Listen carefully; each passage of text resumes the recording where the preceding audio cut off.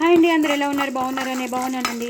ఇవాళ మీకోసం వంకాయ టమాటో ఆలుగడ్డ కర్రీ చాలా చాలా టేస్టీగా ఉంటుంది. ఆలు బెంగన్ అంటారు, నార్త్ ఇండియాలో ఆలు బెంగన్ అంటారు. చాలా ఇష్టంగా చేసుకుంటారు వాళ్ళు. సో ఫస్ట్ అయితే నేను నూనె వేసేసుకున్నాను, బాండీలో నూనె వేసుకున్నాను. తగినంత నూనె వేసుకుని ఆవాలు, జీలకర్ర, ఎండుమిరపకాయలు, మినపప్పు, శనగపప్పు వేసేసుకున్నాను. ఇప్పుడు నేను పచ్చిమిరపకాయలు వేసేసుకుంటాను. ఒక 5-6 పచ్చిమిరపకాయలు వేసుకున్నానండి.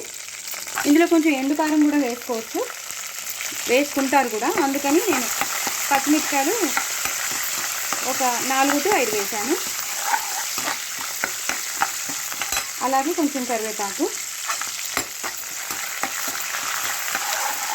ఇవి కొంచెం వేగిపోయాక అప్పుడు మనం ఉల్లిపాయలు వేసేసుకోవచ్చు. చాలా చాలా బాగుంటుంది. చపాతీలో తింటారు వాళ్ళు, రోటీలో తింటారు. ఎక్కువ చేసుకుని గుజ్జుగా చేసుకుని కొంచెం డైల్యూటెడ్గా, మరీ సెమీ లిక్విడ్గా ఉంటుంది వాళ్ళది.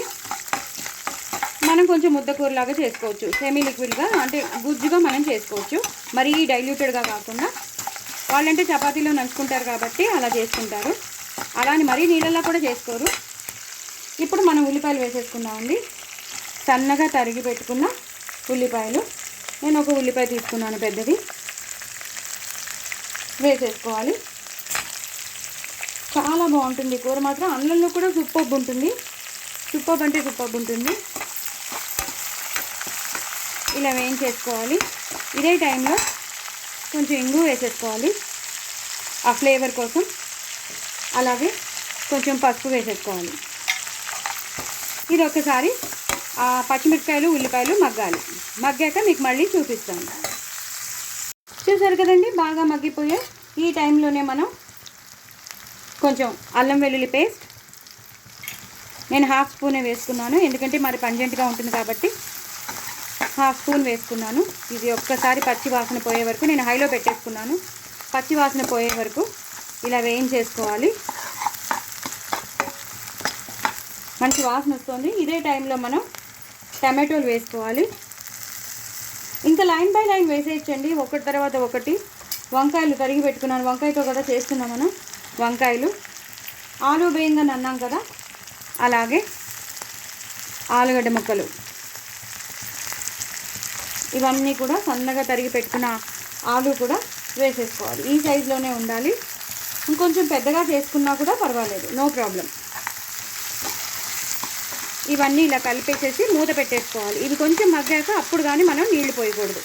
సో ఇలా బాగా కలిపేశాక మూత పెట్టేసుకోవాలి. కొంచెం మగ్గాక అప్పుడు మీకు మళ్ళీ చూపిస్తాను. చూసారు కదండి, బాగా కొంచెం 50% మగ్గిపోయే. ఈ టైంలోనే మనం ఆవాలు మెంతుల పొడి, రోస్టెడ్ ఆవాలు మెంతుల పొడి, అలాగే కొంచెం షుగర్. ఇది ఆలు బెంగన్ టమాటో వేసిన కూర కాబట్టి వాళ్ళు కొంచెం షుగర్ వేసుకుంటారు.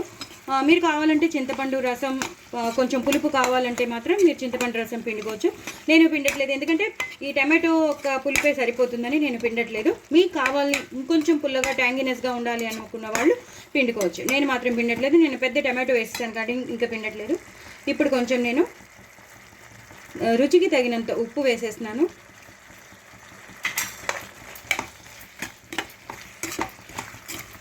రుచికి తగినంత ఉప్పు వేసేసి ఇప్పుడు తగినన్ని నీళ్లు పోసేసి, నేను 1/2 గ్లాసే వేసాను, 1/2 గ్లాస్ నీళ్లు పోసేసాను. ఇప్పుడు నేను వీటిల్ని మగ్గనిస్తాను. ఇవి దగ్గరగా వచ్చేసాక మీకు మిగతా ప్రొసీజర్ చూపిస్తాను. చూసారు కదండి, మొత్తం అంతా కూర అంతా బాగా మగ్గిపోయింది. ఇప్పుడు మనం ఒక్కొక్కటిగా వేసేసుకుందాం. తగినంత కారం, ఎక్కువ అక్కర్లేదు, 1 స్పూన్ కారం వేసుకోవాలి. అలాగే కొంచెం గరం మసాలా, ఎక్కువ అక్కర్లేదు, అది కూడా కొంచెం గరం మసాలా.